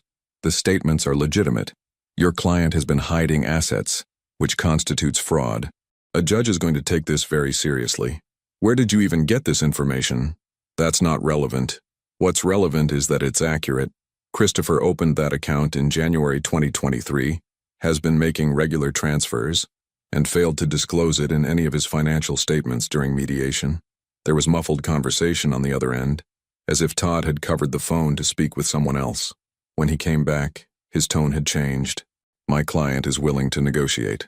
I'm sure he is, Richard said dryly. Here's what's going to happen. We're going to reconvene with a mediator present. Christopher is going to disclose every asset he has, and I mean every single one. And then we're going to discuss a settlement that actually reflects Mrs. Miller's contributions and entitlements. And if we refuse, then we go before a judge, and I present evidence of intentional fraud. Christopher could face penalties beyond the asset division. He could face criminal charges for hiding assets during divorce proceedings. His reputation, what's left of it, will be completely destroyed. His remaining clients will drop him, and Mrs. Miller will still get what she's owed. Richard leaned back in his chair. So I'd suggest you convince your client to negotiate in good faith this time. After the call ended, Sophia felt her hands shaking slightly. Is this really happening? It's happening, Richard said. Christopher is cornered. The offshore account proves intent to defraud. Combined with the other hidden assets we found, he's looking at serious legal consequences if this goes to trial. How much can we get? Richard pulled out a calculator running numbers. The offshore account adds almost $1 million to the total assets. The company, despite losing clients, is still valued at around $16 million. With the house, investments, and other assets, we're looking at roughly $19 million in total marital assets. He looked up at her. I think we can get you $9 million. Maybe more. Sophia tried to process the number. $9 million. It would change Iris's entire life. It would give them security, opportunity, freedom. What about child support? She asked. Based on Christopher's actual income, not the fabricated numbers he initially provided. I'm pushing for $5,000 a month. Plus, he covers all medical expenses, contributes to college savings, and maintains a life insurance policy with Iris as beneficiary. It was more than Sophia had dared hope for, but it also felt like acknowledgement, legal, financial acknowledgement, of everything she'd contributed, everything she'd sacrificed, everything Christopher had tried to steal from her. The mediation was scheduled for the following Wednesday at a neutral location, a conference room in a building near City Hall. Sophia arrived 15 minutes early with Richard, her stomach in knots. She'd left Iris with Elena, unable to bring herself to have the baby present for this. Christopher was already there when they walked in, sitting next to Todd Brennan. He looked terrible. He'd lost more weight, his suit hung loose on his frame, and there was a defeated slump to his shoulders that Sophia had never seen before. He looked up when she entered, and something passed across his face. Regret? Shame? Maybe both. She looked away. The mediator was a woman named Judith Walsh in her 50s with steel gray hair and a no-nonsense demeanor. She reviewed the documents that both sides had submitted, her expression neutral. Mr. Miller, she said finally, I'm going to be direct. The evidence of hidden assets is damning. You have two choices. Negotiate a fair settlement today, or face a judge who will not look kindly on financial fraud. Christopher's jaw worked. I'd like to speak. Go ahead. He looked at Sophia, and she forced herself to meet his eyes. I know I've made terrible mistakes. I know I hurt you in ways that can't be fixed. I'm not asking for forgiveness. I'm just asking that we find a way forward that doesn't destroy everything. You should have thought about that before you brought your mistress to our divorce proceedings, Sophia said quietly. You should have thought about that before you hid money in offshore accounts. You should have thought about that before you tried to cheat me out of what I helped build. I know. Do you? Sophia's voice hardened. Because from where I'm sitting, you only care now because you got caught. You only care because your company is failing and your girlfriend left you and your reputation is in shambles. You don't actually care about what you did to me. Christopher flinched. That's not true. Sophia, Let's focus on the settlement. Judith interrupted firmly. Mr. Miller, your financial disclosure shows total assets of approximately $19 million. Mrs. Miller's legal team is requesting 47% of that total, which comes to approximately $9 million. Todd started to object, but Christopher raised a hand to stop him. What else? $5,000 monthly in child support, backdated to the date of filing. Full coverage of medical expenses for the child. Contribution of $1,000 monthly to a college savings account. Maintenance of a life insurance policy with the child as beneficiary, and the house in Queens, with the mortgage paid in full. The silence in the room was heavy. That's everything, Christopher said finally. That's more than everything. It would leave me with $10 million, and I have legal fees, business debts. You have $10 million more than many people have in a lifetime, Richard said. And you have it because Sophia helped you build it. She worked double shifts so you could start your company. She signed loans when banks wouldn't trust you. She brought you clients. She sacrificed her career to support yours, and you repaid her by cheating on her while she was pregnant with your child. Christopher's face had gone pale. My client is being more than reasonable, Richard continued. She could push for 50%. She could push for criminal charges over the hidden assets. She's offering you a way out that lets you keep your freedom and half of everything. I suggest you take it. Judith looked at Christopher. Do you need time to confer with your attorney? Christopher and Todd spoke in low voices for several minutes. Sophia watched, her heart pounding. This was it. The moment that would determine her future and Iris's future. Finally, Christopher turned back to the table. I'll agree to the $9 million and the terms for child support and expenses. But I want joint custody of Iris. No, Sophia said immediately. She's my daughter. She's a 7-week-old baby who doesn't know you. You've seen her 4 times since she was born. 4 times in 7 weeks. Sophia's voice shook with anger. You want joint custody? You want to take my infant daughter away from me for days at a time? Absolutely not. I'm trying to be part of her life, Christopher said desperately. You should have thought about that before you blew up her family, Sophia shot back. You don't get to destroy everything and then demand equal access to the one good thing that came from our marriage. Judith raised a hand. Let's discuss a custody arrangement that serves the child's best interests. Mr. Miller, at this age, the child needs stability and consistency with the primary caregiver, which is Mrs. Miller. However, you are entitled to visitation. After another hour of tense negotiation, they reached an agreement. Christopher would have supervised visitation twice weekly for 2 hours each visit, with the possibility of overnight visits once Iris turned 2 years old, pending review. It wasn't joint custody, but it was more access than Sophia wanted to give him. But she also knew that Iris deserved a father, even if that father had failed as a husband. The final settlement was drawn up and signed by 4:30 that afternoon.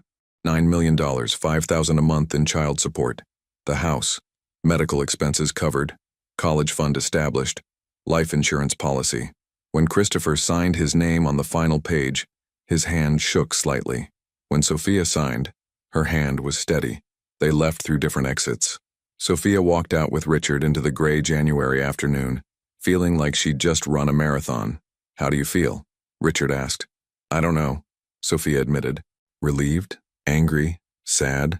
She looked up at the cloudy sky. I won, but it doesn't feel like winning. That's because divorce isn't about winning, Richard said gently. It's about surviving and moving forward. You got justice, Sophia. That's more than many people get. That evening, Sophia held Iris in the nursery. The signed settlement agreement on the dresser. $9 million. More money than she'd ever imagined. Enough to secure Iris's future, to buy a new house, to never worry about bills again. But it couldn't buy back the 7 years she'd given to Christopher. It couldn't erase the betrayal. It couldn't make Iris's family whole. Your daddy and I couldn't make it work, Sophia whispered to her daughter. But I promise you, sweet girl, I'm going to give you the best life I can. You're going to grow up knowing you're loved. You're going to grow up safe and secure, and you're never going to doubt your worth. Her phone buzzed. A text from Elena. How did it go? Sophia typed back. It's done. We settled. I'll tell you everything tomorrow. Another text, this time from an unknown number. I heard about the settlement. Congratulations on taking him for everything. Hope it was worth it. L. Lydia. Still bitter, still angry, still making everything about herself. Sophia blocked the number without responding. She was done with Lydia, done with Christopher, done with all of it. She had $9 million, a healthy daughter, and a future to build. The past was finally, officially, over. Now she just had to figure out how to move forward. 3 months after the settlement was finalized, Sophia stood in the kitchen of her new home in Astoria, watching the spring rain streak down the windows. Iris was 4 months old now, lying on a playmat in the living room, cooing at the colorful toys dangling above her.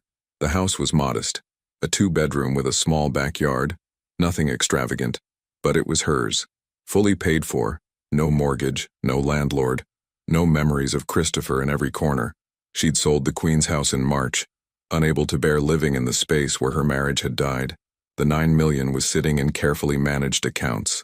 Richard had connected her with a financial advisor, a calm woman named Vanessa, who'd helped Sophia understand concepts like trusts and investment portfolios. Most of the money was locked away for Iris's future, education, emergency funds, long-term security. Sophia had kept enough to buy this house, to live comfortably, to not worry about every dollar. But money, she was learning, didn't fix grief. She'd started therapy in February, sitting in a sun-filled office in Manhattan while Elena watched Iris. Dr. Morrison was a woman in her 40s who specialized in divorce recovery and postpartum adjustment. Their first session, Sophia had cried for 45 straight minutes, finally letting out everything she'd been holding in. "You survived something traumatic," Dr. Morrison had said gently. "A betrayal, a public humiliation, a high-conflict divorce, all while pregnant and then caring for a newborn. That's not something you just bounce back from." The sessions helped. Slowly, painfully, Sophia was learning to separate her identity from what Christopher had done to her. She was learning that his betrayal said nothing about her worth. She was learning to be angry without being consumed by it. Christopher's visits with Iris continued twice a week, supervised by Elena at her apartment. He was trying, Sophia had to admit. He showed up on time, brought appropriate toys, was gentle with Iris. But there was a sadness in him now, a heaviness that hadn't been there before. "He asked about you," Elena had mentioned after one visit. "Asked how you're doing, if you're okay." "What did you tell him?" "I told him that's none of his business anymore." Sophia appreciated her sister's protectiveness, but part of her wondered if Christopher was finally understanding what he'd lost. Not just the money or the company, though Miller Tech was struggling, reduced to half its former size with Christopher working constantly to keep it afloat, but the family he'd destroyed, the daughter he barely knew, the woman who'd believed in him when no one else did. On a Tuesday afternoon in late April, Sophia was at the pediatrician's office for Iris's 4-month checkup when she ran into someone from her past. Carmela Rodriguez, the nurse who'd been there the night Iris was born, was in the waiting room with her own daughter. "Sophia, how are you? How's that beautiful baby?" They chatted for a few minutes, catching up. Carmela mentioned that Mount Sinai was hiring, that they'd love to have Sophia back if she was interested in returning to nursing. "I don't know," Sophia said honestly. "I haven't thought about going back to work yet." "Well, if you do, let me know. We miss you." After the appointment, Sophia sat in her car in the parking lot, Iris sleeping in the car seat behind her, and thought about Carmela's words. Did she want to go back to nursing? She'd loved it once, before Christopher's company had taken off, before she'd stepped back to support his dreams. She had the financial security now to choose. She could stay home with Iris. She could go back to work part-time. She could even go back to school, finish the degree she'd abandoned years ago. The possibilities were overwhelming and liberating at the same time. That evening, she called her mother in Florida. They'd been talking more frequently since the divorce, rebuilding a relationship that had frayed during Sophia's marriage. Her mother had never liked Christopher, had always sensed something off about him, but Sophia had been too in love to listen. "Mom, can I ask you something?" "Of course, honey. When you and Dad divorced, how did you know when you were ready to move on?" Her mother was quiet for a moment. Sophia's parents had divorced when she was 12, a messy split that had taken years to resolve. "I don't know if there was a specific moment," her mother said finally. "It was more like, one day I realized I'd gone a whole week without being angry, then a whole month without thinking about him first thing in the morning. It happened gradually, like seasons changing. You don't notice spring arriving until suddenly there are flowers everywhere. I'm still so angry," Sophia admitted. "Some days I wake up and I'm furious all over again. At Christopher, at Lydia, at the whole situation. That's normal. You're allowed to be angry, but don't let it become who you are. Don't let what he did define the rest of your life." After they hung up, Sophia looked at photos on her phone. She had hundreds of Iris, sleeping, smiling, crying, discovering her hands. But scrolling back further, she found photos from her marriage. Christopher and her at a friend's wedding, both laughing. A vacation to Cape Cod. Christmas mornings. Ordinary moments from a life that had seemed happy. Had it been happy? Or had she just been too busy surviving to notice it was falling apart? She didn't have answers. She only knew that those people in the photos, that younger version of herself and the man she'd thought Christopher was, didn't exist anymore. On the first weekend of May, Elena convinced Sophia to go out for coffee while she watched Iris. "Just an hour," Elena insisted. "Get out of the house. Remember what adult conversation feels like." Sophia found herself at a cafe in Astoria, sitting alone with a latte and a book she'd been trying to read for weeks. At the next table, 2 women were deep in conversation about their toddlers. Across the room, a young couple was on what was clearly a first date, all nervous laughter and shy glances. Normal life. Regular people having regular problems. Sophia had felt so isolated in her drama. The betrayal, the legal battles, the public humiliation. But sitting here, she realized life had continued around her. The world hadn't stopped because her marriage had ended. Her phone buzzed. A text from an unknown number. "I hope you're happy with what you did." Christopher lost his biggest client today. That's on you. Lydia. Still finding ways to reach her despite being blocked multiple times. Sophia stared at the message for a long moment. 6 months ago, it would have sent her spiraling into guilt and doubt. Now she simply deleted it and added the number to her block list. What happened to Christopher's company wasn't her fault. She hadn't forced him to cheat. She hadn't forced him to hide assets. She hadn't forced him to bring Lydia to their divorce proceedings. Those were his choices, and he was living with the consequences, just like Lydia was living with hers. From what Sophia had heard through mutual acquaintances, Lydia had been quietly let go from her job in March. The official reason was restructuring, but everyone knew the real reason was the scandal. No company wanted to keep an employee who'd publicly participated in such a messy affair.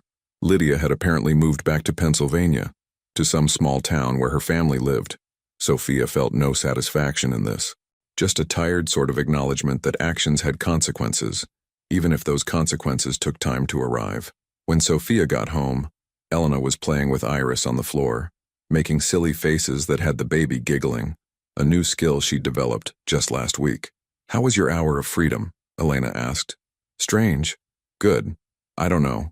Sophia sat down next to them, letting Iris grab her finger. "I got another text from Lydia. She blamed me for Christopher losing a client." Elena rolled her eyes. "Of course she did, because nothing is ever her fault. I just feel tired of it all. Tired of the anger, tired of the drama, tired of looking backward. So look forward," Elena said simply. "You have a beautiful daughter. You have financial security. You have a whole life ahead of you. What do you want it to look like?" It was the same question Sophia had been asking herself for weeks. What did she want? She wanted Iris to grow up happy and loved. She wanted to find purpose again, whether that was returning to nursing or something entirely new. She wanted to build a life that was hers, not defined by Christopher or the divorce or any of it. She wanted to be whole again. "I think I want to go back to school," Sophia said slowly, the idea forming as she spoke. "Maybe get my nurse practitioner degree. It's something I always wanted to do but never had time for." Elena smiled. "Then do it. You have childcare money. You have time. You have options. Make it happen." That night, after Iris was asleep, Sophia sat at her laptop and pulled up information about nurse practitioner programs in New York. The applications were daunting, the commitment significant, but for the first time in months, she felt excitement about something.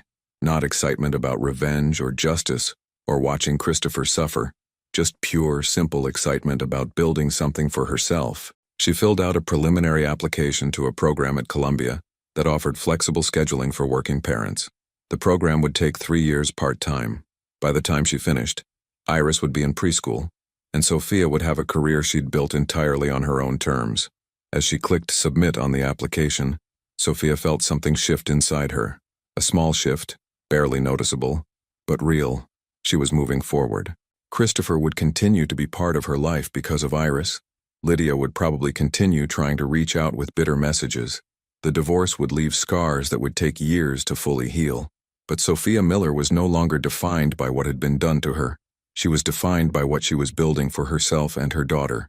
And for the first time since that horrible day in the lawyer's office, that felt like enough. Summer arrived in New York with oppressive heat and humidity that made everything feel heavy.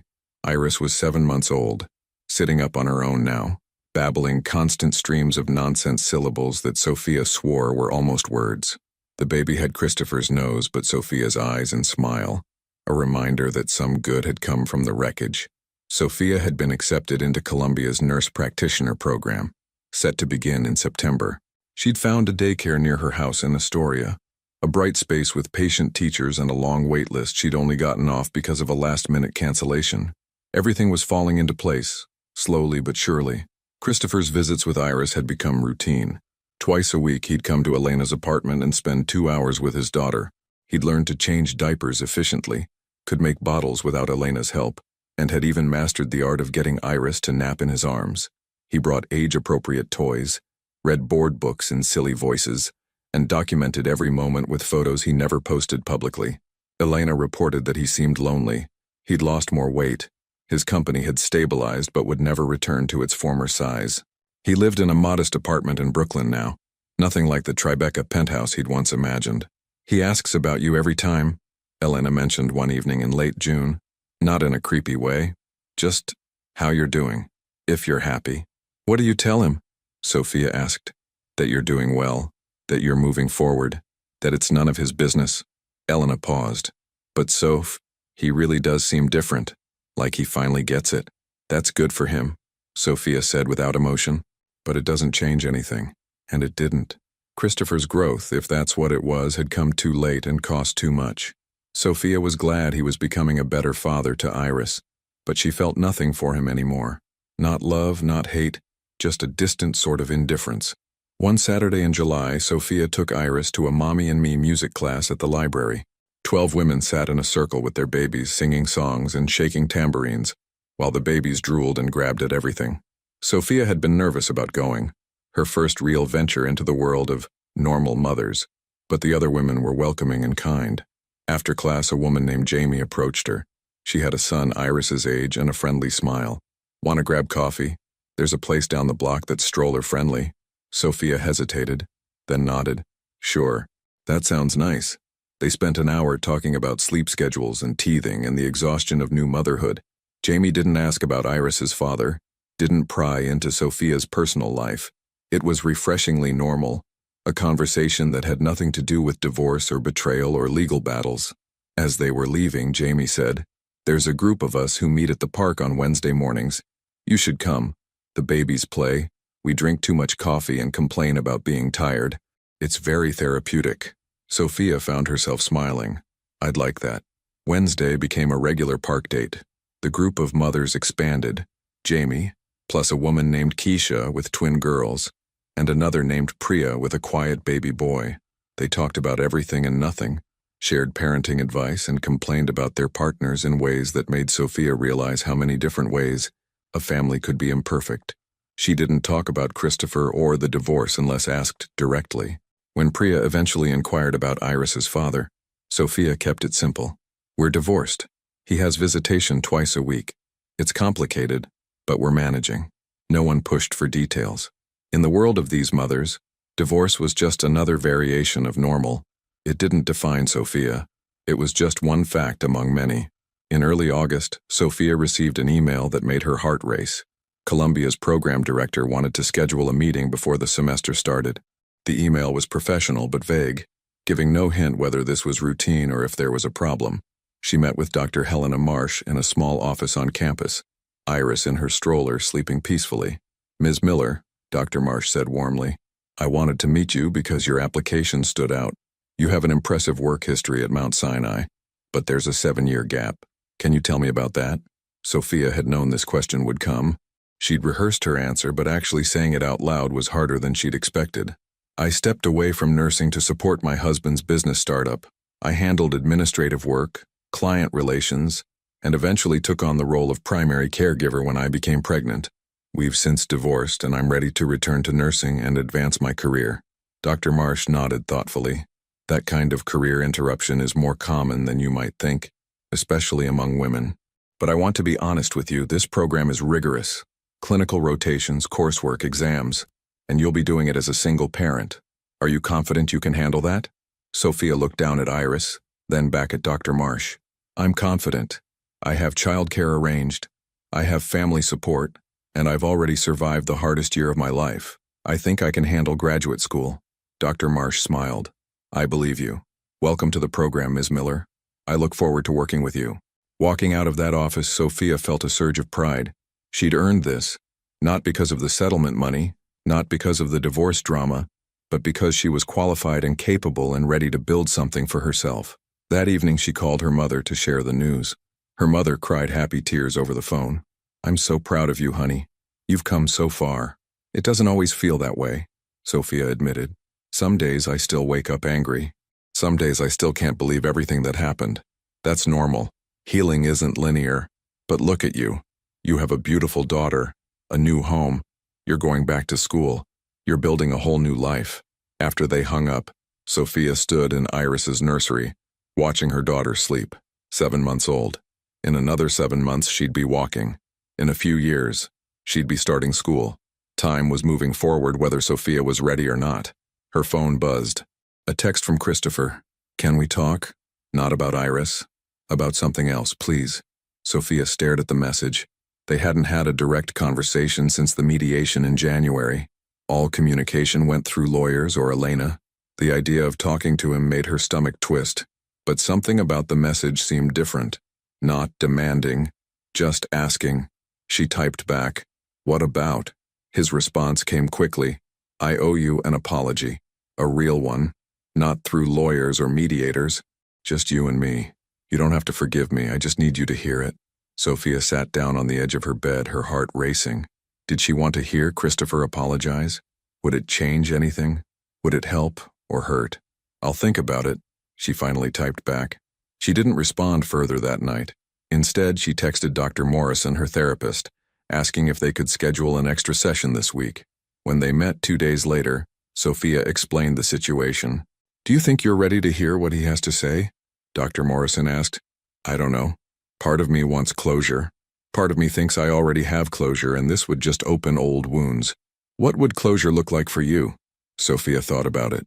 "I think closure would be hearing him acknowledge what he did without making excuses, without trying to minimize it or make it about his feelings. Just accountability. And if he can't give you that, then I walk away knowing I tried and the failure is his, not mine." Dr. Morrison nodded. "It sounds like you know what you need. The question is whether you're ready to risk not getting it." That night, Sophia texted Christopher. "Okay, we can talk, but not at your place or mine, somewhere neutral. And I'm bringing Elena." "Thank you. You name the place." They met at a quiet diner in Queens on a Sunday morning. Elena sat at a nearby booth, giving them space but staying close enough to intervene if needed. Iris was with Elena's girlfriend for the morning, her first time being babysat by someone outside the family. Sophia had stressed about it all week. Christopher was already there when Sophia arrived, sitting in a booth by the window. He stood when he saw her, awkward and uncertain. "Thank you for coming," he said as she slid into the seat across from him. "You have 30 minutes, Sophia said. "Say what you need to say." Christopher took a deep breath. "I've been in therapy since February, and one of the things my therapist has me working on is accountability. Not just saying I'm sorry, but understanding what I'm sorry for and why I did what I did." Sophia said nothing, waiting. "I betrayed you," Christopher continued, his voice steady but pained. "I cheated on you while you were pregnant with our daughter. I brought my mistress to our divorce proceedings to humiliate you. I tried to steal money that you helped earn. And I did all of it because I was selfish and cowardly and convinced myself I deserved better than the life we'd built together." He paused, looking down at his hands. "I told myself lies, that you'd changed, that we'd grown apart, that the affair was just something that happened. But the truth is, I chose it. Every step of the way, I chose to betray you. And I'm sorry. Not because I lost money or because my business failed or because I'm lonely, but because you didn't deserve what I did to you. You deserved honesty and respect, and I gave you neither." Sophia felt tears prickling her eyes, but she kept her voice steady. "Why are you telling me this now?" "Because Iris is going to grow up and ask questions about why her parents aren't together. And when she does, I want to be able to tell her that I owned my mistakes, that I apologized to you, not to make myself feel better, but because it was the right thing to do." He met her eyes. "You don't have to forgive me, I'm not asking for that, I just needed you to hear it." Sophia wiped at her eyes. "Do you understand what you took from me? Not just the marriage, but the trust I had in my own judgment, the belief that love could be enough, the idea that if I worked hard and sacrificed it would matter. I do, and I'm sorry. I loved you," Sophia said, her voice breaking. "I loved you so much, and you made me feel like that love was worthless. It wasn't worthless. I was just too stupid and selfish to see what I had." Christopher's own eyes were wet now. "You're an incredible person, Sophia. An incredible mother. And someday Iris is going to be so proud to be your daughter." They sat in silence for a moment. Then Sophia stood up. "Thank you for apologizing," she said. "I needed to hear it. But Christopher, this doesn't change anything between us. We're Iris's parents. We'll co-parent. But we're never going to be friends. We're never going to be anything more than two people who share a child." "I understand," Christopher said. "And that's okay." Sophia walked out of the diner, Elena following. In the car, Elena asked, "How do you feel?" "Lighter," Sophia said. "Not happy, not sad, just lighter." That night, after Iris was asleep, Sophia sat in her backyard in Astoria, looking up at the stars barely visible through the city lights. She thought about the woman she'd been a year ago, pregnant, betrayed, broken. and she thought about the woman she was now. Stronger, clearer, moving forward. Christopher's apology didn't erase what he'd done, but it did give her something she'd needed. Acknowledgement that her pain had been real and valid.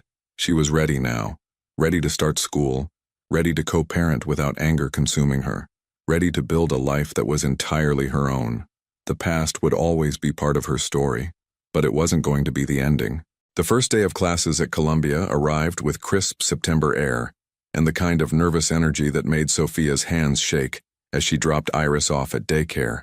Her daughter was 9 months old now, crawling everywhere and pulling herself up on furniture.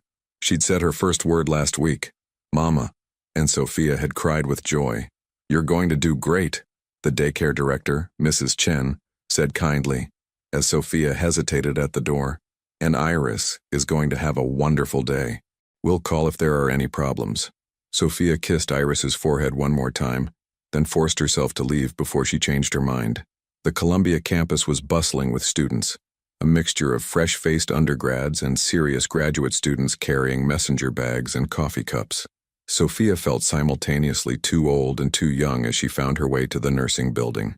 The program cohort was small, just 15 students, most of them in their late 20s and early 30s. During introductions, Sophia learned that several were also parents, balancing careers and children and education. It made her feel less alone. Professor Marsh taught their first class, a foundations course on advanced practice nursing. "This program will challenge you," she said, looking around the room. "You'll question why you're doing this. You'll want to quit. But if you push through, you'll emerge as clinicians capable of making real differences in people's lives." Sophia took notes furiously, her hand cramping after just an hour. She'd forgotten what it was like to be a student, to have her brain stretched in new directions. It was exhausting and exhilarating at the same time. At lunch, she sat in the cafeteria with 2 other students from her cohort, Maya, who worked in pediatrics, and David, who was transitioning from emergency nursing to primary care. "So what made you decide to go back to school?" Maya asked. Sophia had prepared for this question. "I took time off to raise my daughter. Now I'm ready to advance my career." It wasn't a lie. It just wasn't the whole truth, and that was okay. Not everyone needed to know about Christopher or the divorce or the settlement. That was her past, not her present.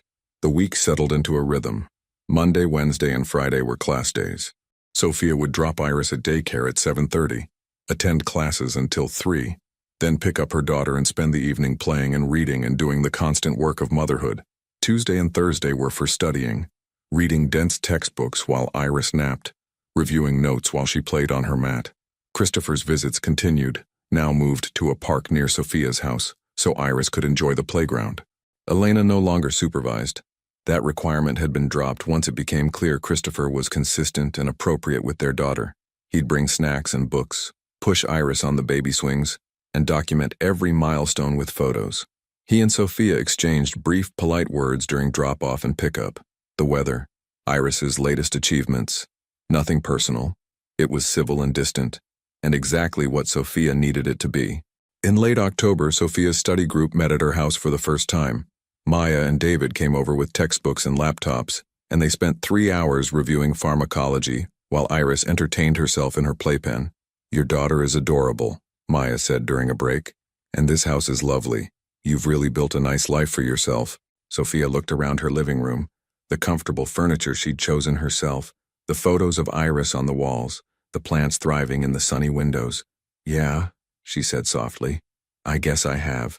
The first semester finals came in December, brutal exams that tested everything they'd learned. Sophia studied until her eyes burned, balancing flashcards with feeding schedules, reviewing case studies while rocking Iris to sleep. When grades were posted, she'd earned straight A's. She sat in her car in the parking lot and cried with relief and pride. Christmas came again, a year after that first quiet holiday with just Elena and Iris. This time, Sophia's mother flew up from Florida, and they spent a week together in the Astoria house. Iris was 11 months old, standing with support and babbling constantly. Christopher came by on Christmas Eve to exchange gifts with Iris. He brought a huge stuffed reindeer and a savings bond. Sophia gave him a framed photo of Iris from her recent portrait session. "She looks just like you," Christopher said, studying the photo. "She has your nose," Sophia replied. There was a moment of awkward silence. Then Christopher said, "I heard you're doing really well in your program. Top of your class.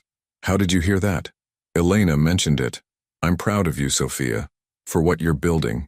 "Thank you," Sophia said, and was surprised to find she meant it. After he left, Sophia's mother said, "He seems different. Humbler." "He is, but it's too late for us. That ship has sailed." Her mother squeezed her hand. "I know, but it's good that he's being a decent father. That matters for Iris." New Year's came with a quiet celebration at home. Sophia put Iris to bed at 7:30, then poured herself a glass of wine and sat in her backyard despite the cold. At midnight, she watched fireworks bloom over the city skyline and thought about the year that had just ended. 12 months ago, she'd been struggling through early motherhood alone, still raw from the divorce, still figuring out who she was without Christopher.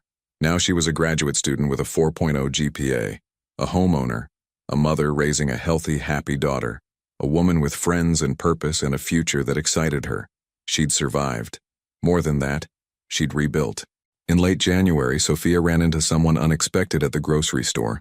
She was in the produce section, Iris sitting in the cart grabbing at everything when she heard her name. "Sophia Miller?" She turned to see Dr. Patricia Okonkwo, the obstetrician who'd delivered Iris. "Dr. Okonkwo, hi!" They chatted for a few minutes, catching up. Dr. Okonkwo admired how much Iris had grown. She was nearly a year old now, pulling up on the cart and trying to stand. "I heard through the grapevine that you're in Columbia's NP program," Dr. Okonkwo said. "How are you liking it?" "It's challenging, but I love it. I'm actually specializing in women's health." "That's wonderful. We need more practitioners who understand what patients go through." Dr. Okonkwo paused. "Sophia, I remember the day Iris was born. I remember how strong you were, and I'm not surprised you're excelling now. You've always had that strength." After they parted ways, Sophia felt tears in her eyes. It was strange how small moments of recognition could matter so much. Dr. Okonkwo had seen her at one of her lowest points, and now she was seeing her thriving. The second semester started with clinical rotations. Sophia was assigned to a women's health clinic in the Bronx, working under a nurse practitioner named Simone, who'd been practicing for 15 years. "You have good instincts," Simone told her after the first week. "You listen to patients. You don't rush them. That's rare." Sophia had learned through her own difficult experiences how much it mattered to feel heard. She brought that awareness quietly to her work, taking time with each patient, asking thoughtful questions, sitting instead of standing during consultations. One afternoon, she saw a patient who was 7 months pregnant and visibly distressed. The woman was crying in the exam room, struggling to explain her situation. Sophia could see the exhaustion in her face, the weight of carrying both a baby and whatever burden was breaking her heart. Sophia pulled up a chair and sat at eye level with her. "Take your time," she said gently. "I'm not in a rush. Whatever you need to tell me, I'm listening." The woman took a shaky breath and began to talk, about her relationship falling apart, about feeling alone, about being terrified of doing this by herself. Sophia listened without interrupting, asking clarifying questions only when needed, validating the woman's feelings without offering empty reassurances. By the end of the appointment, the woman had stopped crying. "Thank you," she said quietly. "I didn't think anyone would understand." "You're not alone," Sophia said simply, "and we're going to make sure you and your baby have the support you need." After the appointment, Simone pulled Sophia aside. That was textbook patient-centered care. "You made her feel safe enough, to be honest. That's the foundation of everything we do." Sophia nodded, thinking privately about how much she understood what that patient was feeling. But she kept those thoughts to herself. Her past had taught her empathy, but it wasn't something she needed to share with patients. Her job was to listen and support, not to make it about her own story. Iris's first birthday came in late November. Sophia threw a small party in her backyard with Elena, her mother, the friends from her park group, and a few classmates from Columbia. Christopher came for an hour, bringing an enormous present and taking photos, then leaving before the cake cutting. Iris smashed her face into a small cake, getting frosting everywhere, and everyone laughed and took pictures. It was joyful and messy and perfect. That night, after everyone had gone home and Iris was asleep, Sophia looked at the photos on her phone. Her daughter's first year, documented in hundreds of images. Sophia saw her own face in those photos too, changing gradually from exhausted and grief-stricken to something clearer and brighter. She wasn't the same person who'd sat in that lawyer's office 13 months ago. 8 months pregnant and humiliated. That woman had been broken. This woman was whole, not undamaged but healed in the places that mattered. Her phone buzzed. A text from Jamie, her friend from the park group. "Thanks for a lovely party. Iris is lucky to have you as her mom." Sophia smiled and typed back, "Thank you for being part of our village." The truth was, Sophia had built more than just a new life. She'd built a community. People who showed up, who cared, who supported her without needing to know all the painful details of her past. As winter settled in again, Sophia focused on finals and clinical hours and the constant juggling act of single parenthood and graduate school. It was hard. Some days were overwhelming, but she never once regretted her choices. One evening in December, as she was putting Iris to bed, her daughter looked up at her and said, "Mama, love." Sophia's heart melted. "That's right, baby. Mama loves you so much." "Dada," Iris added, pointing toward the door. "Yes, Dada loves you too. You have two parents who love you very much even if we're not together." It was the truth Sophia would always teach Iris, that love didn't have to look a certain way, that families came in all configurations, that what mattered was showing up and doing the work. Christopher had done terrible things, but he was learning to be a good father, and Sophia was learning to separate those two truths, to acknowledge his failures as a husband while accepting his efforts as a parent. As she walked out of Iris's room, Sophia caught her reflection in the hallway mirror. She looked tired. Graduate school and motherhood would do that. But she also looked content, at peace. The settlement money sat in accounts, carefully managed and mostly untouched. Iris would have college paid for. They had security. But that wasn't what made Sophia feel successful. What made her feel successful was this. She'd taken the worst thing that had ever happened to her and used it as fuel to build something better. She'd refused to be defined by betrayal. She'd demanded justice and gotten it, and then she'd moved forward. The divorce would always be part of her story, but it was just one chapter, not the whole book. And the chapters she was writing now, those were entirely hers. 3 years later, Sophia, Astoria, New York. The April sun warmed Sophia's face as she pushed Iris on the swings at the neighborhood park. Her daughter was nearly 4 years old now, all long limbs and constant chatter, telling elaborate stories about her imaginary friend and the dinosaurs who lived in her closet. "Higher, Mama, higher!" Sophia laughed and gave the swing another push. In the distance, she could see her house, the same one in Astoria, though she'd renovated the kitchen last year and added a small office where she did her work. She'd graduated from Columbia's nurse practitioner program 18 months ago, finishing in the top 5% of her class. Now she worked at a women's health clinic in Queens 3 days a week, seeing patients who reminded her why she'd chosen this path. The other 2 days, she did consulting work from home, developing patient education materials for a healthcare nonprofit. It was a good life, a full life, nothing extraordinary by external standards, but rich in the ways that mattered. "Sophia," Jamie waved from across the playground, her son running toward the slide. "Coffee after this?" "Definitely. I need to hear about your sister's wedding drama." This was her village, the mothers from the park, her colleagues at the clinic, her classmates from Columbia who still met for monthly dinners. People who knew her as Sophia, the nurse practitioner, Sophia the single mom, Sophia who brought the best cookies to every potluck, not Sophia the divorced woman, not Sophia who'd been betrayed, just Sophia. Her phone buzzed. A text from Christopher. "Running 10 minutes late for pickup. Traffic on the bridge. No problem," she typed back. Christopher picked up Iris every other weekend now, taking her to his apartment in Brooklyn for overnight visits. He'd earned that privilege slowly, proving himself consistent and reliable over 3 years. He attended Iris's preschool events, paid child support on time, and called twice a week just to talk to his daughter. He was a decent father. Not perfect, but trying. And that was all Sophia had ever asked for. When Christopher arrived, Iris ran to him with a squeal. "Daddy, I learned a new song at school. Let me hear it," he said, scooping her up. He looked older now, lines around his eyes that hadn't been there before. But he also looked lighter somehow, less burdened. "How's the new contract going?" Sophia asked politely as she handed him Iris's overnight bag. "Good, steady. We're not breaking any records, but we're stable." Miller Tech had found its footing as a smaller, specialized firm. Christopher would never be a multimillionaire again, but he made a comfortable living. "That's good," Sophia said, and meant it. She didn't want him to fail anymore. She just wanted him to be stable enough to support their daughter. "You look happy," Christopher said suddenly. Sophia smiled. I am. Good. You deserve to be. He shifted Iris in his arms. I'll have her back Sunday at 5. After they left, Sophia sat on a park bench, watching other families play. She'd been on a few dates over the past year. Nothing serious, just testing the waters of what it felt like to be interested in someone again. It was strange and awkward, and sometimes nice. She wasn't in a rush. If love came again, it would come. If it didn't, she had a full life already. Her phone rang. Elena. Hey Soph, are we still on for dinner tonight? Absolutely. Want me to bring anything? Just yourself. And maybe that spinach dip you make. Sophia laughed. Deal. Christopher, Brooklyn, New York. Christopher sat in his apartment that evening after putting Iris to bed in the small room he'd decorated as hers. Princess posters on the walls, a bookshelf filled with picture books, a nightlight shaped like a moon. He'd read her 3 stories, sung the lullaby she insisted on, and stayed until her breathing deepened into sleep. These weekends with his daughter were the best part of his life now. His apartment was quiet. Modest furniture, nothing fancy.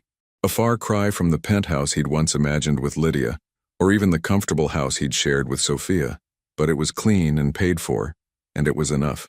Miller Tech occupied a small office in Dumbo now, just him and 3 employees. They did solid work for mid-sized clients, nothing glamorous. He'd had to rebuild his reputation brick by brick, showing up, delivering quality, proving he was reliable despite the scandal that had followed his divorce. Some old clients would never come back. He'd run into Marcus Brennan from Northbridge Financial at a conference last year, and the man had looked right through him. The message was clear. Some bridges once burned, stayed burned. His phone buzzed. A text from his mother. How's my granddaughter?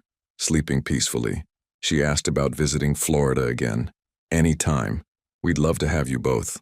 His parents had been disappointed in him, deeply, vocally disappointed, when they'd learned about the affair and how he'd handled the divorce. His father had barely spoken to him for 6 months. Their relationship had slowly mended, but it would never be quite the same. They were kind to him now, but there was a wariness there, a loss of respect that he'd never fully regain.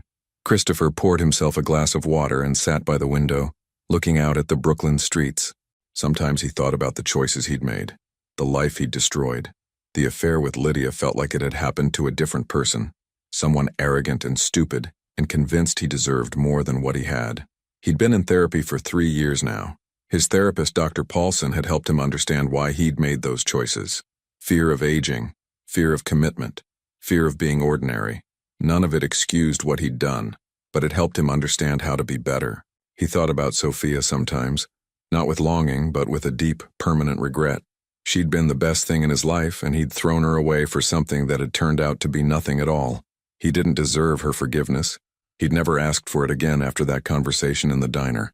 But he hoped that someday Iris would understand that her father had made terrible mistakes and spent the rest of his life trying to be better. Lydia, Harrisburg, Pennsylvania. Lydia's apartment was small, a 1-bedroom on the 2nd floor of a converted house on the outskirts of Harrisburg. The rent was cheap, which was good, because money was tight. She worked as a receptionist at a dental office, a huge step down from her previous job in New York, but it was all she could get with her tarnished reputation. The affair had followed her everywhere. When she'd moved back to Pennsylvania 3 years ago, she'd hoped for a fresh start. But small towns had long memories, and the internet was forever. A quick Google search of her name brought up articles about Christopher's divorce, mentions of the other woman, speculation and judgment from strangers who'd never met her. She'd applied to dozens of jobs in her field. Most never responded. A few had called her in for interviews, and she could see the moment they recognized her name, the way their expressions closed off. The dental office had hired her because they were desperate, and because Dr. Martinez didn't Google his employees. It paid enough to cover rent and groceries, but not much else. Her social life was non-existent. Her old friends from high school had distanced themselves when they'd learned about the affair. "That's not who we thought you were," one had said. Her family was civil, but cold. Her mother had cried when she'd first come home. How could you do something like that? Help destroy a marriage? Lydia had tried to explain that Christopher had said his marriage was already over, that she'd thought she was in love, that it had all seemed different at the time. But her explanations sounded hollow even to her own ears. She'd tried to date, but it never went anywhere. Men in Harrisburg were either unavailable or uninteresting. And the ones who were interested lost interest quickly when they learned about her past. "I don't date homewreckers," one had said bluntly after a third date. The label had stuck. Homewrecker. The other woman. The one who'd slept with a married man whose wife was pregnant. Lydia thought about New York sometimes. The excitement, the possibilities, the version of herself who'd felt powerful and desired. That woman felt like a stranger now. She'd tried to reach out to Christopher a few times over the years. The first time, he'd blocked her number.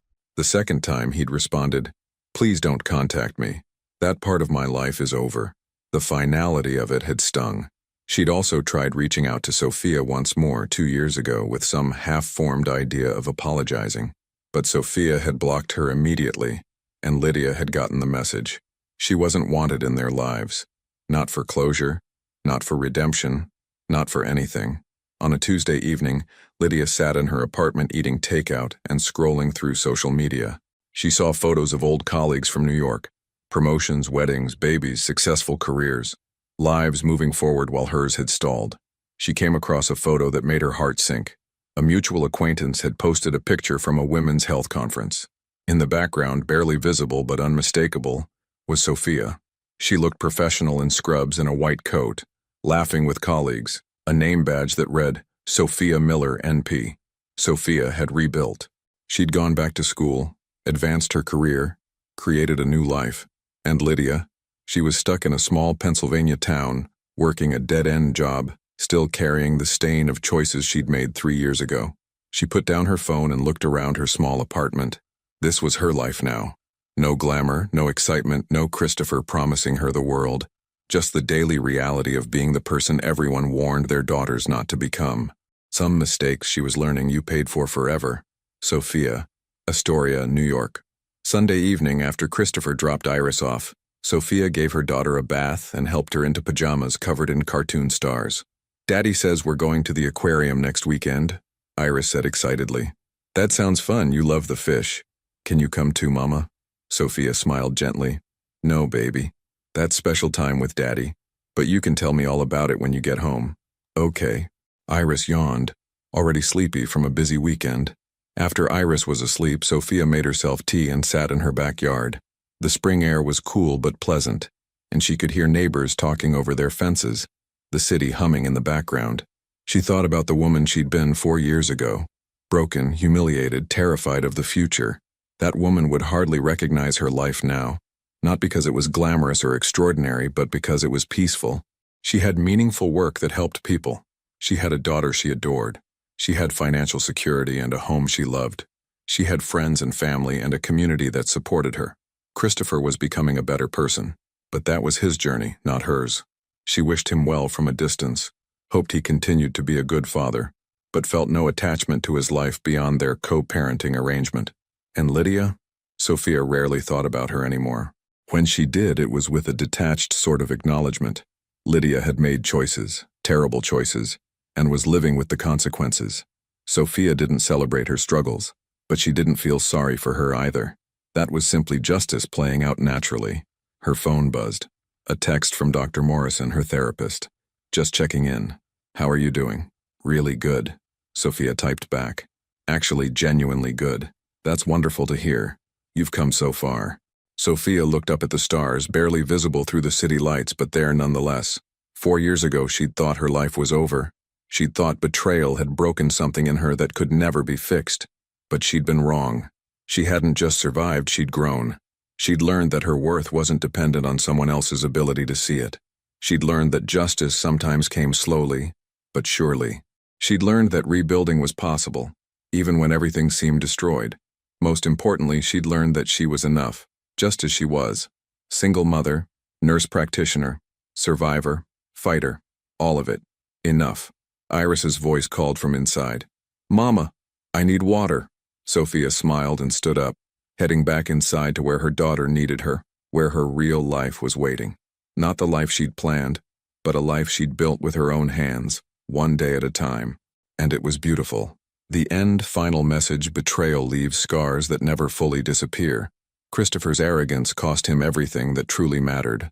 A loyal partner, a family, his reputation, and the respect of those who once admired him. Lydia learned that being the other woman isn't a romantic adventure.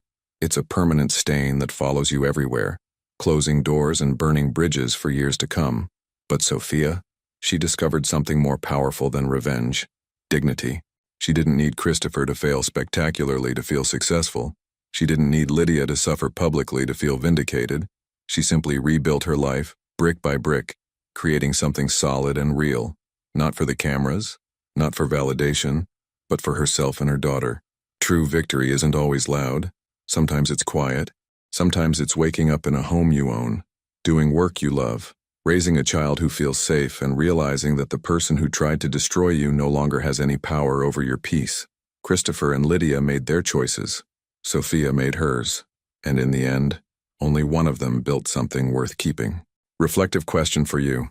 If you were in Sophia's position, betrayed, humiliated, and fighting for what you deserve, would you have had the strength to demand justice without letting anger consume you?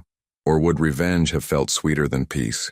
Sometimes the hardest battles aren't against those who hurt us, but against becoming bitter in the process of healing.